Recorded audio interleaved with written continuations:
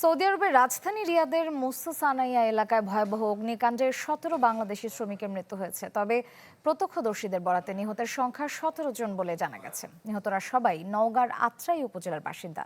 রোববার দুপুরে কারখানাটিতে আগুন লাগে। তবে প্রত্যক্ষদর্শীদের দাবি নিহতের সংখ্যা আরও বেশি হতে পারে। প্রকৃত সংখ্যা ও পরিচয় নিশ্চিত করতে সৌদি কর্তৃপক্ষের তথ্যের অপেক্ষা করা হচ্ছে। সৌদি আরবের রিয়াদে রোববার দুপুরে হঠাৎই আগুন লাগে সোফা কারখানায়। মুহূর্তে ধোঁয়ায় ছেয়ে যায় চারদিক।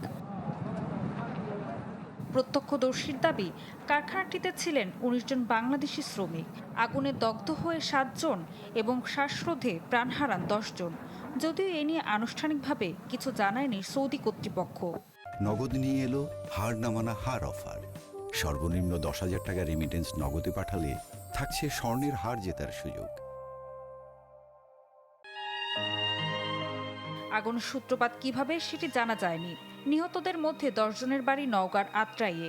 তারা হলেন সাগর মজিদুল, ফরিদ শেখ, সুমন, হাসিবুল হাসান, মোহন প্রামাণিক, সুমন প্রামাণিক, রুবেল হোসেন, কালী প্রামাণিক ও আব্দুল জলিল। ৩ জনের বাড়ি নাটোরের নলডাঙ্গায়। বাকি ৪ জনের বিস্তারিত পরিচয় জানা যায়নি।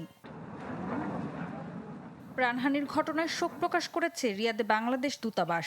দুর্ঘটনার পর সার্বক্ষণিক যোগাযোগ রাখছে স্থানীয় প্রশাসনের সঙ্গে। প্রবাসী কল্যাণ মন্ত্রী আরিফুল হক চৌধুরী জানান, নিহতদের মরদেহ যত দ্রুত সম্ভব দেশে আনতে নির্দেশনা দেওয়া হয়েছে কর্মকর্তাদের। বলেন, ভুক্তভোগী পরিবারগুলোর জন্য নিশ্চিত করা হবে সরকারি সহায়তা ও ক্ষতিপূরণ। ঋতু সাহা, চ্যানেল 24।